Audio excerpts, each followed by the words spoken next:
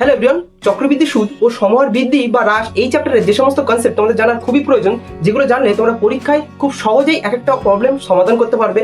তো সেগুলো আমরা পুরো এই চ্যাপ্টারে A to Z কভার করেছি। তাই তোমার কাছে একটাই অনুরোধ, ভিডিওটা শেষ পর্যন্ত দেখো, তাহলেই বুঝতে পারবে এই চক্রবৃদ্ধি সুদটা আসলে কি এবং এর যে কমপ্লেক্স প্রবলেমগুলো সেগুলো আমরা কিভাবে মাথায় রাখতে পারি খুব সহজেই। তো চলো ভিডিওটা শুরু করা যাক। একই ব্যাংক, একই পরিমাণ টাকা আর একই সময়, তবুও তোমার বন্ধু তোমার থেকে বেশি টাকা পেয়ে গেল। এটা কি ব্যাংকের কোনো ভুল, নাকি তোমার বন্ধু অঙ্কের এমন একটা গোপন ট্রিক জানে যেটা তুমি জানো না? যারা অঙ্কে ভয় পায়, যারা মনে করে সুদ মানেই বড় বড় ক্যালকুলেশন, তাদের আজকের এই ভিডিওতে 2 মিনিটেই পুরো ধারণাটাই বদলে যাবে। প্রথমে তোমাদের একটা গল্প বলি, যেটা তোমাদের বইতেও আছে। বাপ্পাদা সাইকেল কেনার জন্য ব্যাংক থেকে 1200 টাকা ধার করেন 8% সুদে।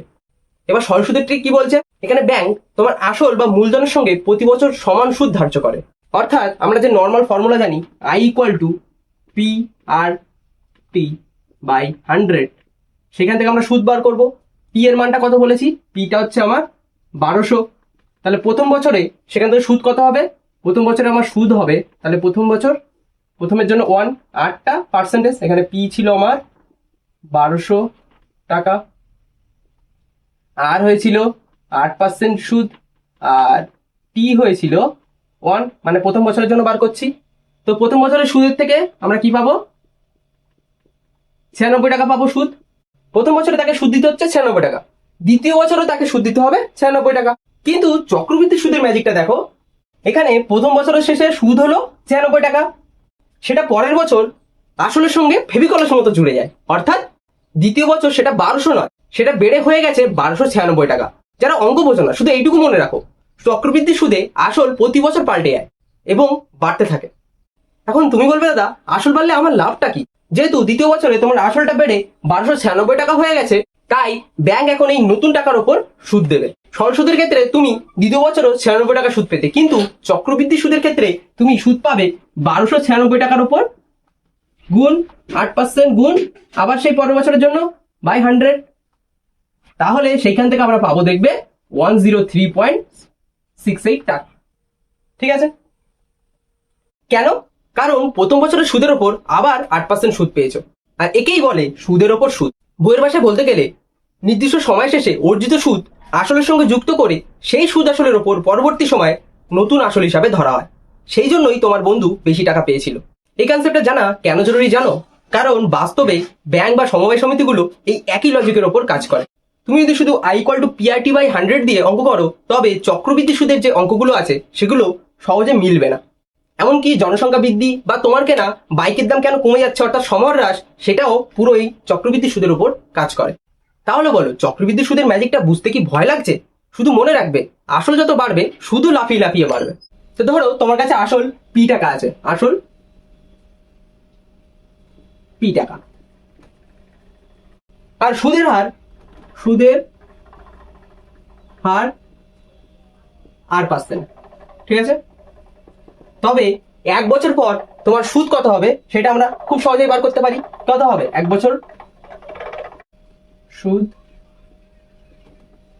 হবে কত হবে? Normally PRT/100।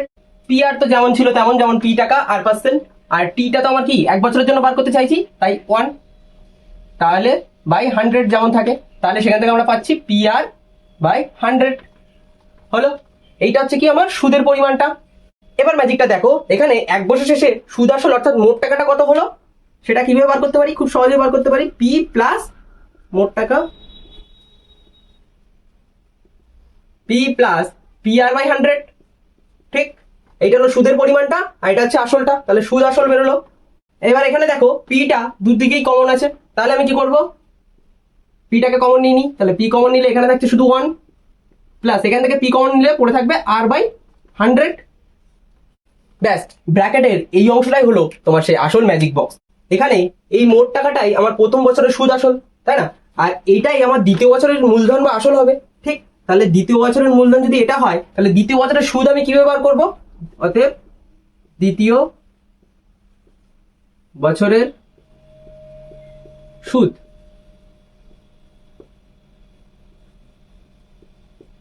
ঠিক আছে? দ্বিতীয় বছরের সুদ কত হবে?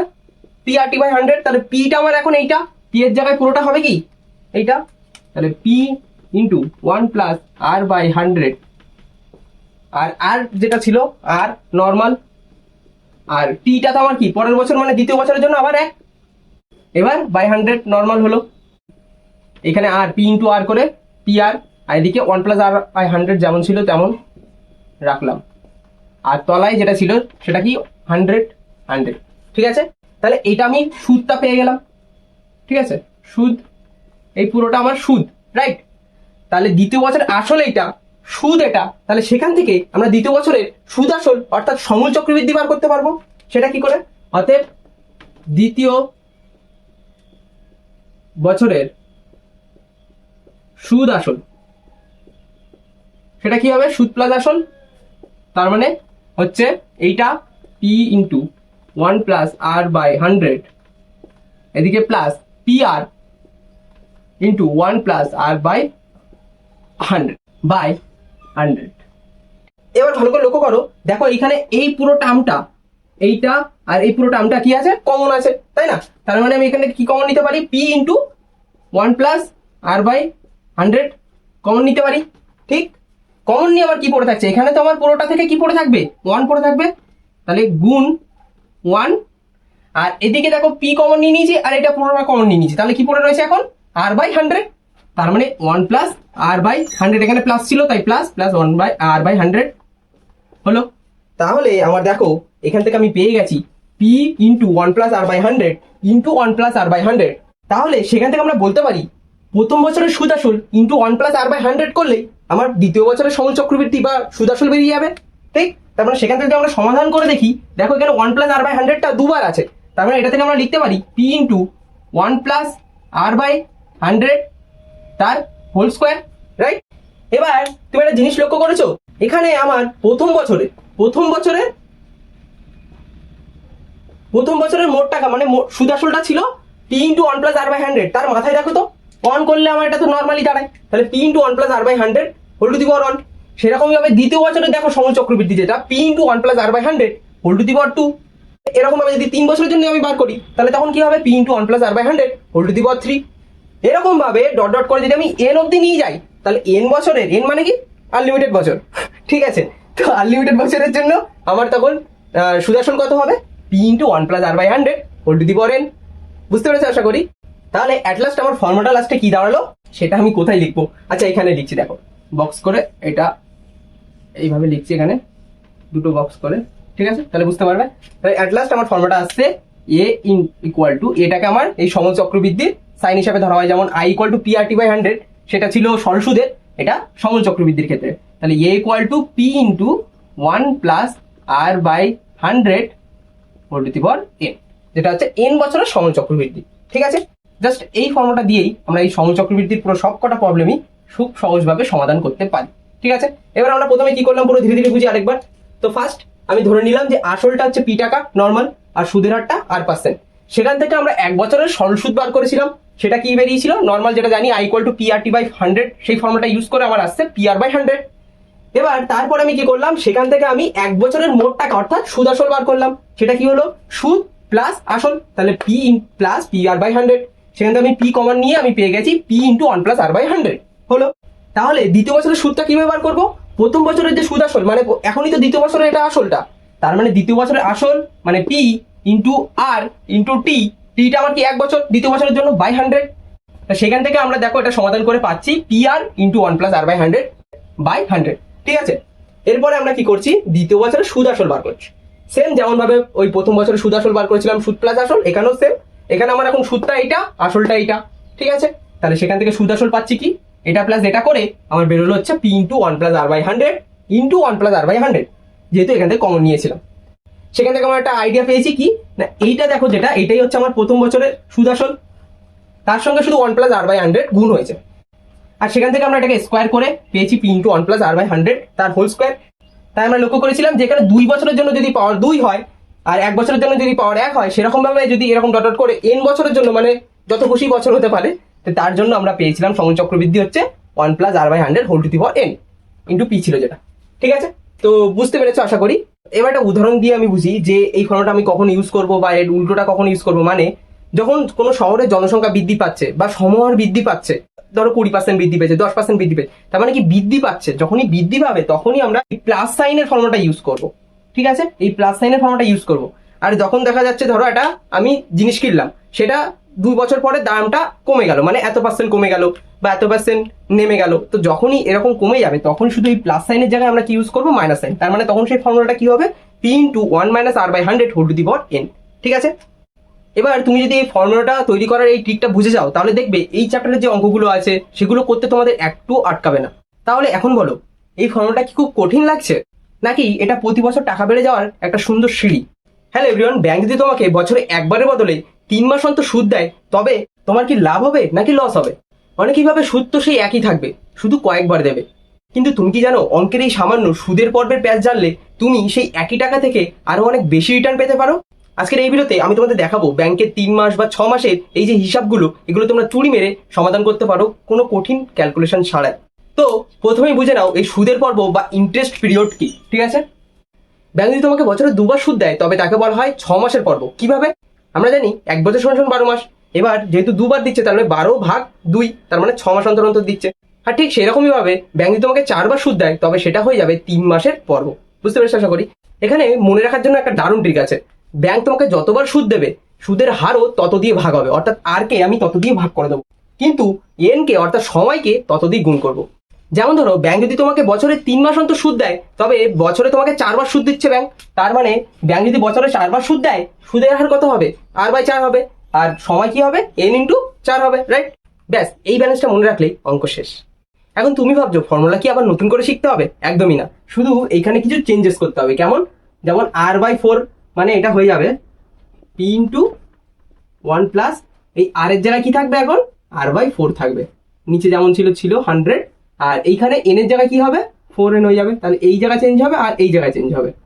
ঠিক আছে, সাপোজ একটা এক্সাম্পল দেখি। ধরো তুমি ব্যাংকে বার্ষিক 8% সুদে 1 বছরের জন্য টাকা রেখেছো, আর তুমি ব্যাংক থেকে যদি 3 মাস অন্তর সুদ পাও, তবে তোমার ফর্মুলাটা কি দাঁড়াচ্ছে, পি যেমন ছিল 1 এখানে 8% ছিল, সেটাকে আমি 4 বার করে পাবো নিশ্চয়ই, কারণ 3 মাস অন্তর দিচ্ছে। তাহলে 4 বার পাচ্ছি বাই 100।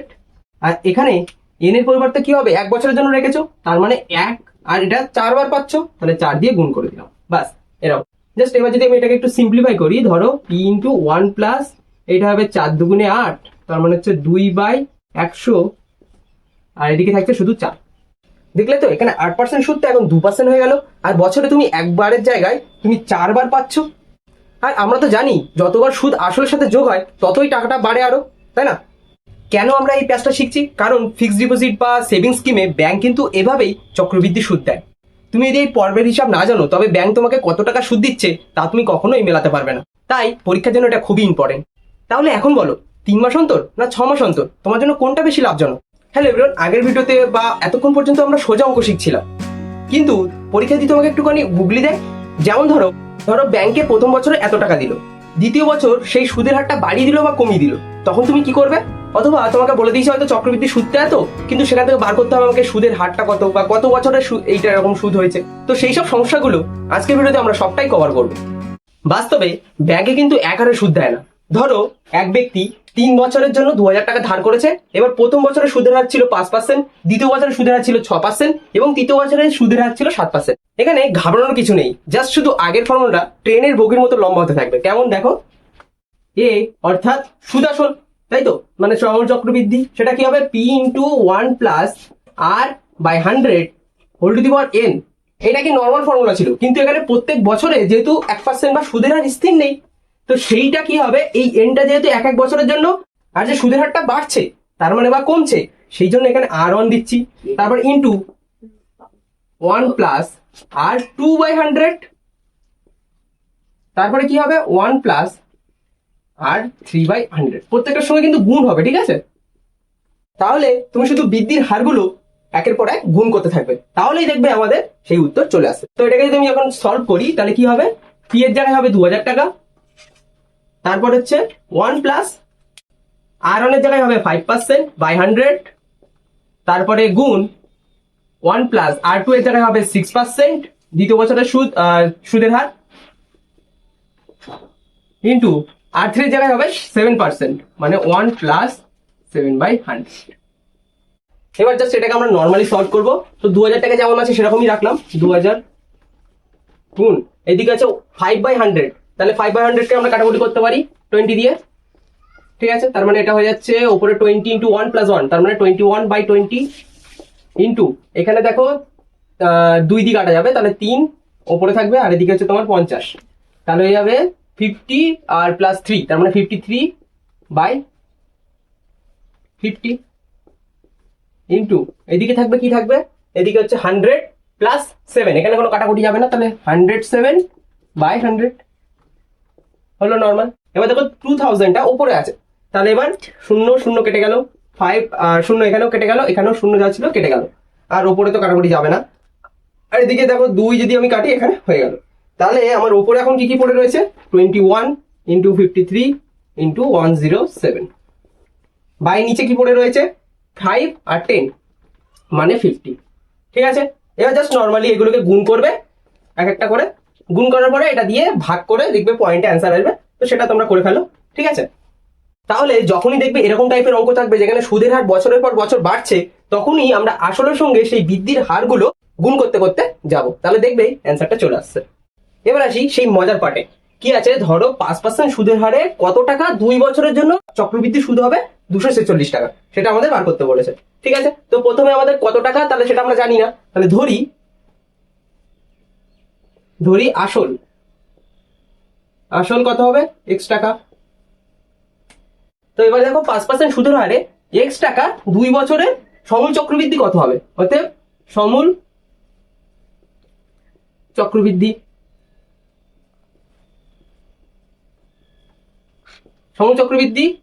এই x কে ধরে করব x গুণ এদিকে 1 প্লাস r/100, তাহলে 1 প্লাস r এর জায়গায় হবে আমার 5/100 whole to the power n টা কত হবে আমার 2 হলো। এবার জাস্ট এটাকে একটুখানি কাটাকুটি করে দিই, 5 20 100, তার মানে হয়ে যাচ্ছে x গুণ 21/20 হোল টু দি পাওয়ার 2। যদি এটাকে একটু ভেঙে দিই, x গুণ 21/20 ইন্টু 21/20, তার মানে এটা আসছে দেখো 21 ইন্টু 21 করলে 441 হয় আই গেস, তাহলে x ইন্টু 441 বাই এদিকে হয়ে যাবে 224 ইন্টু 2 0, এটা গুণ করলে দেখবে 400 থাকবে। ঠিক আছে, তার মানে আমার আসছে 441 বাই x বাই 400। ঠিক আছে, এটা পেলাম আমরা সমূল চক্রবৃদ্ধি। ঠিক আছে, আমাকে কোশ্চেনে বলে দিয়েছে 2 বছরের চক্রবৃদ্ধি সুদ, রাইট? এটা অতএব 2 বছরের চক্রবৃদ্ধি সুদ, এটা কিন্তু সমূল চক্রবৃদ্ধি, এই দুটোর মধ্যে সবসময় ভুল হবে না, চক্রবৃদ্ধি সুদ আলাদা, সমূল চক্রবৃদ্ধি আলাদা। সমূল চক্রবৃদ্ধি মানে আসল প্লাস চক্রবৃদ্ধি সুদ। 2 বছরের চক্রবৃদ্ধি কত হবে, সমূল চক্রবৃদ্ধি বা সুদ আসল মাইনাস আসল, সেটাই হচ্ছে আমার চক্রবৃদ্ধি সুদ। তার মানে 441/400 ইন্টু এক্স মাইনাস এক্স। ঠিক আছে, এই এক্সটা কিন্তু গুণ আকারে আছে। ঠিক আছে, এটা আবার ভেবো না যে এক্স মাইনাস এক্স আলাদা করে শূন্য করে দেবো। এবার কি করবো, এবার দেখো শর্ত অনুযায়ী আমার এটা কি হবে 246, কারণ এটাই আমার চক্রবৃদ্ধি সুদটা আমরা বার করে নিয়েছি। তাহলে চক্রবৃদ্ধি সুদের যদি 246 টাকা হয় সেটা আমরা সমাধান করবো। এবার তাহলে শর্ত অনুযায়ী কি হলো 441x/400 মাইনাস এক্স, এটাই হচ্ছে আমার কি চক্রবৃদ্ধি সুদ, আর সেটা আমাকে বলে দিয়েছিল 246, সেটাই করলো, সেটা আমি লিখলাম। এবার জাস্ট সেটাকে নর্মাল লসাগু করবো এই দুটোর সঙ্গে, তার মানে কি হচ্ছে 400টা নিচে থাকবে আর উপরে থাকবে 441x, আর এদিকে তোমার 400 ইন্টু এক্স, তার মানে 400x ইকুয়াল টু 246 যেমন ছিল। তাহলে 441 মাইনাস 400 মানে হচ্ছে 41/400 ইন্টু এক্স ছিল ইকুয়াল টু 246, তাহলে সেখান থেকে 41x ইকুয়াল টু 246 ইন্টু 400 হলো। তাহলে এখান থেকে x ইকুয়াল টু কি হয়ে যাবে 246 ইন্টু 400, এটাকে আমি গুণ করছিলাম না কারণ কাটাকুটিতে আমার সুবিধা হবে। তাহলে 41 ইন্টু কত করলে 246 হয়, 6 করলে হয়, তাহলে 6, দেখো এখানে গুণ করে দেখি কি একবার, তাও 6 under 6 আর এখানে 4 6 24, তাহলে 246, তার মানে হয়ে যাচ্ছে 6 ইন্টু 400। তাহলে x এর মান যদি 6 ইন্টু 400 হয় তাহলে যাবে 2400, রাইট? তাহলে অ্যান্সারটা কি হবে, বার্ষিক 5% সুদের হারে 2400 টাকার 2 বছরের সুদ 246 টাকা হবে। কেন আমরা এটা শিখছি, কারণ মাধ্যমিক পরীক্ষায় এই টাইপের কনসেপ্ট থেকেই বেশি প্রবলেম আসে। দেখবে একবার যদি তুমি এই কনসেপ্টগুলো পুরো বুঝতে পারো তাহলে প্রবলেমগুলো যখন সলিউশন করতে যাবে কোনো প্রবলেমই হবে না। কল্পনা করো তোমার সামনে এমন একটা অঙ্ক দেওয়া হলো যেখানে সরল সুদ এবং চক্রবৃদ্ধি সুদের পার্থক্য দিয়ে দিয়েছে ধরো 80 টাকা, তো সেখান থেকে আমাদের আসলটা বার করতে হবে। তো তোমার এটা শুনে মনে হচ্ছে যে খুবই কঠিন লাগবে, কিন্তু আসলে তুমি যদি আমার এই ছোট্ট একটা ট্রিকটা অ্যাপ্লাই করো তাহলে দেখবে এই অঙ্কটা খুব সহজেই সমাধান করতে পারবে। প্রথমে একটা সহজ কথা বোঝো, 2 বছরের সরল সুদ এবং চক্রবৃদ্ধি সুদের মধ্যে পার্থক্যটা আসে কোথা থেকে? কারণ চক্রবৃদ্ধি সুদে প্রথম বছরের সুদের উপর আবার তুমি সুদ পাও। যেমন ধরো তোমার বইতে প্রয়োগে 18তে দেখবে 2 বছরের সরল সুদ 400 টাকা, তাহলে নর্মালি কি হবে, 1 বছরের সরল সুদ 200 টাকা, কিন্তু তার চক্রবৃদ্ধি সুদ আবার 410 টাকা। কেন? কারণ প্রথম বছরে 200 টাকার উপর আবার সুদ পেয়েছে, তাহলে সেই সুদটা বেড়ে আবার 10 টাকা বেড়ে গেছে, তার মানে 410 টাকা হয়েছে। জাস্ট এই নর্মাল ব্যাপারটা বুঝতে পারলেই তুমি দেখবে এই অঙ্কগুলো খুব সহজেই সমাধান করতে পারবে আর খুব সহজেই বুঝতে পারবে। এবার প্রথমে যে আমরা সরল সুদ এবং চক্রবৃদ্ধি সুদের পার্থক্যের 80 টাকার এক্সাম্পলটা দিয়েছিলাম, সেখান থেকে আসলটা বার করতে হবে, সেটা এবার আমরা সমাধান করব। আর আমি যে শর্টকাট ট্রিকটা দেখাবো সেটা ইউজ করলে দেখবে এই অঙ্কটা খুব সহজেই করতে পারবে। এবার দেখো অঙ্কটা আমি লিখেছি, বার্ষিক 4% সুদের হারে 2 বছরের সরল সুদ এবং চক্রবৃদ্ধি সুদের পার্থক্য 80 টাকা হলে সেখান থেকে আমাদের আসল বার করতে হবে। তো আমার শর্টকাট ট্রিকটা হলো সুদের পার্থক্য, সেটাকে ধরো আমরা সাপোজ ডি ধরছি, ঠিক আছে? ডি ইকুয়াল টু আসল ইন্টু,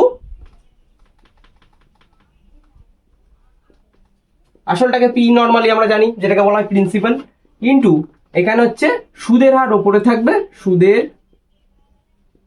হার বাই 100, তার এখানে যেহেতু 2 বছর বলেছিল তার স্কোয়ার করে দেবো, কিন্তু নর্মালি কি হবে সময় বা এন, তাই আমি এখানে একেবারে 2 লিখে দিচ্ছি। 2টা কিসের জন্য? যেহেতু 2 বছরের জন্য বার করছিলাম, মানে 2 বছরের সুদের পার্থক্যটা ছিল। তো এবার নর্মালি আমরা এখানে অ্যাপ্লাই করে দেবো আমাদের যে ভ্যালুগুলো এখানে দেওয়া আছে। কি সুদের পার্থক্যটা কত? 80 টাকা, রাইট? 80 বসিয়ে দিলাম। এখানে আসলটা কত দেওয়া আছে, আসলটা আমাকে বার করতে হবে, তাহলে আসলটাকে আমি পি বা নর্মাল এক্সও ধরতে পারি। তো এখানে আমি প্রথমে লিখে নিই, ধরি আসল ইকুয়াল টু সাপোজ এক্স ধরলাম, ঠিক আছে? আচ্ছা, তাহলে আসলটা এক্স ইন্টু এখানে সুদের হারটা কত দেওয়া আছে আমার, সুদের হার 4%, তাহলে 4% বাই 100, তার হোল স্কোয়ার ছিল, হোল স্কোয়ারটা কি সময়, ঠিক আছে? আচ্ছা, প্রথমে এখানে 2 টু দা 4 আর এখানে হচ্ছে 50 টু দা 100, তারপর আবার 2, এখানে 25 হয়ে যাবে, তাহলে আসছে 1/25 এর স্কোয়ার, রাইট? আর এখানে 80 ছিল normal, equal to x into 1/25 তার স্কোয়ার। এবার 25 ইন্টু 25 করলে কত হয়? আই থিঙ্ক 625, তো দেখে নিচ্ছি, দাঁড়াও। 5 5 25 5 হাতে আমার 2, আর 5 দুগুণে 10, 10 আর 2 12, এখানে হচ্ছে 5 দুগুণে 10, 2 দুগুণে 4, 4 আর 1 5 হয়ে গেল। তাহলে হচ্ছে 5 2 6, 625, ঠিক আছে? তাহলে এখানে 80, এখানে হচ্ছে এক্স ইন্টু 1/625 হলো। এবার এখান থেকে আমি এখানে লিখছি, দেখো এক্সটাকে যেহেতু বার করবো তাহলে এক্সটাকে কি বাম পাশে রাখতে হবে, এক্স ইকুয়াল টু এই 80টা এখানে রাখলাম, আর এই যে 1625 এটা ছিল ওটা ওপাশে যাচ্ছে, তাহলে ওপাশে গেলে এটা 625/1 হয়ে যাবে, উল্টে যাবে এটা। তাহলে এবার নর্মালি গুণ করে দেবো, এক্স ইকুয়াল টু 680 ইন্টু 625, তাহলে 80 ইন্টু 625 করলে কত হচ্ছে, 625, আর 5 8 40 এর 0 হাতে আমার 4, 8 দুগুণে 16, 16 আর 4 20, 0 হাতে আমার 2, 6 48, 48 আর 2 50, ঠিক আছে? অতএব এক্সট্রা তাহলে আমার কত হচ্ছে, এক্সট্রা হচ্ছে 5000, ঠিক আছে? 50,000 আমার এক্স আসছে। আচ্ছা, তাহলে আমরা প্রথমে কি করলাম, প্রথমে আমরা আসল ধরে নিলাম, তারপর এই ফর্মুলাটা অ্যাপ্লাই করলাম যে সুদের পার্থক্য ইকুয়াল টু আসল ইন্টু সুদের her by 100 whole to the পাওয়ার কি হবে, ওই যে আমার বছরটা ছিল বা যেটা থাকবে সময় সেই হিসাবে আমরা করবো। এবার সেটাকে আমরা সমাধান করে পাচ্ছি এক্স ইকুয়াল টু 5000 বা আসলটা হচ্ছে 5000, ঠিক আছে? এখানে আমার যদি কোনো অঙ্কে সুদের হারও বার করতে বলে, যে ধরো পার্থক্য বলে দিয়েছে, আসলও বলে দিয়েছে, সেখান থেকে আমার সুদের হার বার করতে হবে, তাহলে খুব সহজেই আমরা বার করতে পারি। আচ্ছা, এটা কেন আমাদের বেশি জরুরি? কারণ মাধ্যমিক পরীক্ষায় বা বিভিন্ন টাইপের যে কম্পিটিটিভ এক্সাম থাকে, সেসব এক্সামগুলোতে আমাদের এরকম টাইপেরই প্রবলেম দেয়, যেগুলো আমাদের অনেক সমস্যায় ফেলে, সমাধান করতে গিয়ে অনেক আমরা ঘাবড়ে পড়ি। তাহলে এখন বলো, যখন এরকম পার্থক্য দিয়ে অঙ্ক থাকবে তখন ভয় পাওয়ার আছে কি? শুধু মনে রাখবে, পার্থক্য মানে হলো সুদের উপর সুদ। তো আশা করি চক্রবৃদ্ধি সুদে যে সমস্ত কনসেপ্ট তোমাদের বুঝতে অসুবিধা হতো, সেই এই ভিডিওটা দেখে পুরো ক্লিয়ার হয়েছে। আর যদি কোনো টপিক বুঝতে প্রবলেম হয় এই চ্যাপ্টারে, তাহলে অবশ্যই কমেন্টে সেটা জানিয়ে দিও, আমি নেক্সট ভিডিওতে সেগুলো সম্বন্ধে আলোচনা করে দেবো। তাহলে আজকের ভিডিও এখানেই শেষ। তো ভিডিও ভালো লাগলে লাইক করে দিও এবং বন্ধুদের মাঝেও শেয়ার করে দিও। আর এখন যদি চ্যানেলে সাবস্ক্রাইব করে না থাকো, তাহলে অবশ্যই সাবস্ক্রাইব করে পাশে থাকা বেল আইকনটি প্রেস করে অল করে রাখতে ভুলবে না, যাতে এরকম নতুন নতুন ভিডিও তোমাদের সামনে সবার আগে আসে। তাহলে দেখা হচ্ছে পরের ভিডিওতে। ধন্যবাদ।